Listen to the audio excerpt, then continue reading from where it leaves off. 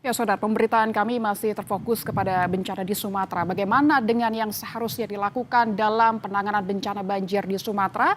Siang ini kita akan bahas dengan narasumber melalui daring bersama pakar kebencanaan UPN Veteran Yogyakarta. Telah bergabung bersama kami Profesor Eko Teguh Paripurno. Selamat siang, Prof. Eko. Selamat siang, Mbak. Prof. Eko, jika kita melihat bencana yang terjadi di Sumatera ini, apakah karakter banjir di tiga provinsi ini berbeda-beda? Misalnya di daerah pegunungan Sumbar, perkotaan seperti Medan dan pesisir Aceh misalnya, Prof. Ya, kalau kondisi biasa memang memang beda ya. Jadi Sumatera Barat itu lebih sering dengan orang nyebut banjir bandang Galudunya gitu. Lantas Medan seringnya kan banjir di urban gitu. Lantas di Aceh banjir pesisir. Tapi kondisi ini berbeda ketika kemarin siklon, lantas intensitas hujan di banyak tempat itu meningkat sampai 30 kali lipat dari yang biasanya sebulan 150 mm menjadi sehari 150 mm, itu hampir semuanya menjadi banjir bandang dan didorong oleh banyak titik yang longsor. Jadi banjir bandang hampir menjadi jenis banjir yang banyak terjadi di Sumut, Sumbar maupun Aceh gitu. Dan tentunya itu meluas di bagian hilirnya itu menjadi banjir kiriman dan genangan dengan jumlah kandungan lumpurnya yang banyak dibanding banjir-banjir yang lazim terjadi ketika normal. Itu, Mbak.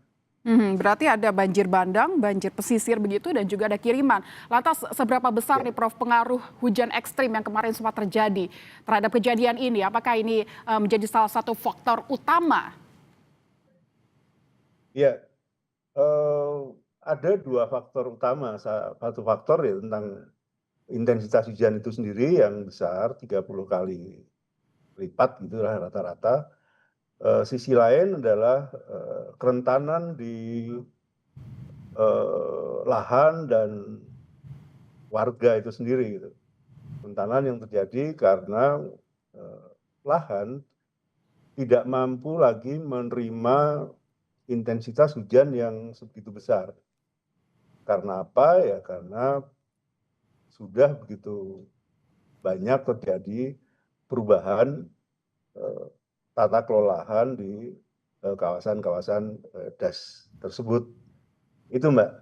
Berarti bisa kita jelaskan seperti ini, dok, Prof. Kalau apa namanya hutan kita itu baik-baik saja begitu, apakah lahan ini juga mampu gitu menahan intensitas hujan yang kemarin ini, yang ekstrim tadi ini, Prof, yang Anda jelaskan Ya, tadi? betul. Jadi kita memang harus harus apa? Jangan menyalahkan hujan terus gitu. Kayak nanti nggak perlu usaha. Nah, yang penting bahwa kita memperhatikan gimana catchment area itu punya daya dukung yang memadai apabila siklon tropis hujan itu ada.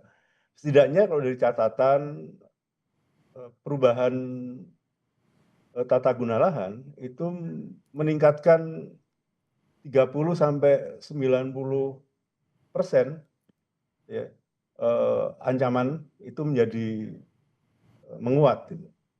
Jadi karena kerentanannya yang tadinya bisa menahan sampai 90% bergeser sampai pada nol pada daerah-daerah bukaan yang merupakan pembalakan yang eh, belum selesai itu. Itu, Mbak. Berarti perubahan tata guna lahan ini yang harus kita garis bawahi, di samping kita melihat cuaca ekstrim yang kemarin terjadi. Namun Prof. Eko, bagaimana Anda menilai respons pemerintah daerah dan pusat sejauh ini? Kita belum mendengar adanya status darurat bencana nasional. Apakah ini sudah tepat menurut Anda? Kacamata Anda seperti apa? Ya, eh, sebenarnya respon yang baik, dukungan pemerintah pusat ke daerah memang tidak harus ada status bencana nasional. Gitu. Tapi yang penting melihat memang bisa menangani permasalahan yang ada di daerah. Gitu. Nah, dengan dibuka menjadi nasional, ada keuntungannya adalah terbukanya bantuan internasional yang kemungkinan hadir, tapi tentu ada keburukannya. Seolah-olah menjadi apa betul kita tidak mampu. Pilihannya memang ada dua itu. Tapi yang perlu diperhatikan bahwa kita punya kelemahan dalam hal merespon yang seharusnya bisa direspon sejak siaga darurat ya, dalam kecepatan atau kecepatan yang memadai, lantas menjadi tanggap darurat mulai dari kabupaten sampai provinsi sehingga tidak terjadi salah informasi gitu. Yang terjadi sekarang kan terkesan salah informasi sehingga situasi yang sebenarnya di atas rata-rata itu masih dianggap hal yang biasa itu. Sehingga ada gagap respon kira-kira begitu, Mbak. Tapi apakah Anda melihat di level provinsi ini sudah cukup terakomodir, mengingat ada banyak kelompok rentan juga yang harus kita perhatikan, Prof. Eko. Kita melihat ada mungkin orang tua, lansia, ada anak-anak balita yang butuh kecepatan untuk menerima bantuan. Nampaknya pemerintah provinsi belum begitu tanggap begitu, sedangkan pemerintah dari skala nasional belum menjangkau keseluruhan. Karena kita berkejaran dengan waktu. Ini saja sudah sepekan lebih, Prof. Ya, jadi sebenarnya memang ujung tombaknya itu adalah di pemerintah daerah, di kabupaten gitu. Lantas kalau nggak mampu itu berarti dibantu provinsi. Sebenarnya nasional itu tidak bisa menjadi ujung tombak yang cepat. Gitu. Jadi justru mari bahu-bahunya adalah bagaimana antar daerah itu bisa saling menolong dan kalau memungkinkan nasional itu mengisi kekosongan. Nah, permasalahannya adalah sekarang apa yang dibutuhkan di tingkat warga, kelompok-kelompok rentan, ya, itu punya gap dengan kecepatan. Jadi, kebutuhan warga itu tidak bisa diimbangi oleh kecepatan penyajian bantuan baik di tingkat kabupaten, provinsi, dan nasional. Itu pula yang di banyak pendapat bahwa ini perlu gerakan yang lebih masif gitu. Apalagi kalau menyangkut bantuan darat itu belum sepenuhnya bisa disampaikan. Itu. Namun kemarin kita sempat mendengar ada sejumlah kepala daerah yang menyatakan tidak sanggup menangani dampak. Bagaimana kita harusnya merespons ini? Bagaimana pemerintah pusat merespons ini, Prof? Ya, ini menariknya. Sebenarnya manajemen melepaskan ke lebih tinggi itu juga bisa menjadi cermin bagi daerah lain. Ya. Karena ujung tombaknya memang sekali lagi saya sampaikan di daerah. Dan ketika tidak sanggup, dilempar ke atasnya. Nah, komunikasi ketidaksanggupan ini yang perlu diperbaiki agar tidak terjadi salah tangkap. Ya. Saya contohkan adalah misalnya kepala badan memahami kedaruratan separah ini itu baru setelah melakukan kunjungan misalnya. Padahal sebelumnya bisa dilakukan komunikasi dari BPBD kabupaten ke provinsi ke nasional. Nah, ini yang menyebabkan ada waktu respon yang tidak sesuai dengan yang kita harapkan gitu. Jadi baik menyampaikan ketidaksanggupan ya, itu ada dalam tanda petik mekanisme yang lebih baik yang seharusnya dilakukan.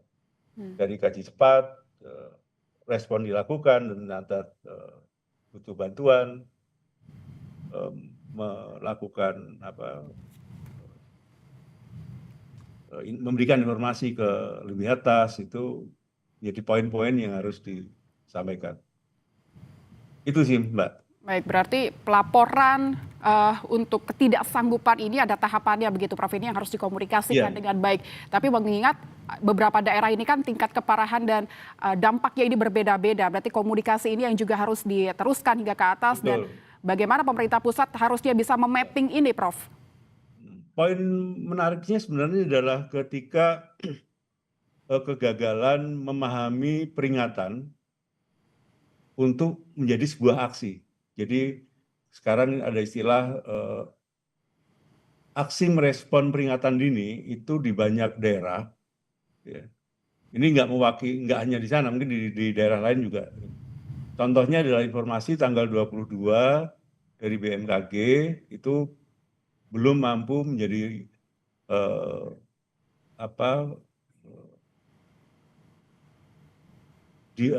belum mampu menjadi bagian yang dipersiapkan untuk aksi di daerah, sehingga tidak ada atau belum berlaku aksi merespon peringatan dini di daerah. Dan tiba-tiba misalnya risiko yang hadir itu di luar kuasanya.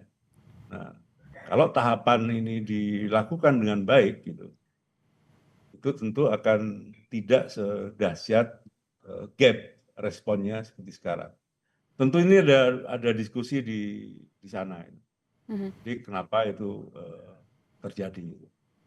Karena itu kalau kita lihat poin 22 Desember warning BMKG itu menjadi penting, sehingga ada hitung hari golden time-nya sebelum puncaknya, misalnya di 27 misalnya. Jadi itu, Mbak. Oke, Prof Eko, banyak juga laporan soal rusaknya jembatan, tanggul, dan akses jalan. Seberapa besar kerusakan infrastruktur ini memperlambat upaya penanganan dan harusnya menjadi prioritas apa ini untuk menangani infrastruktur terlebih dahulu? Iya, ini yang saya bilang bahwa sering saya sampaikan bencana ini lebih parah dari Aceh. Karena keluasannya di satu sisi sehingga banyak sekali penyintas yang harus diurus gitu. Dan sementara infrastruktur itu rusak sehingga rantai pasok logistik itu sangat sulit gitu. Nah, karena butuh alternatif yang penting segera diputuskan. Ya. Selain dalam jangka pendek dalam menggunakan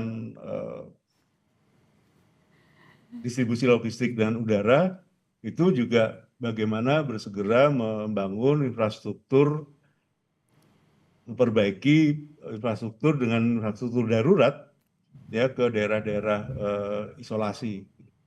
Nah, ini juga bagian penting untuk kita besok lebih berhati-hati sehingga membuat catatannya adalah membuat infrastruktur yang lebih tahan bencana. Baik, infrastruktur yang lebih tahan bencana, mengingat Sumatera kondisi lahannya seperti itu dan rawan bencana ya, Prof ya. Ini semoga menjadi perhatian. Betul, sehingga aksesnya nanti bisa diperhatikan supaya bantuan juga bisa masuk dan Sumatera kembali pulih. Terima kasih Prof Eko Teguh Paripurno, pakar kebencanaan UPN Veteran Yogyakarta telah berdialog bersama kami.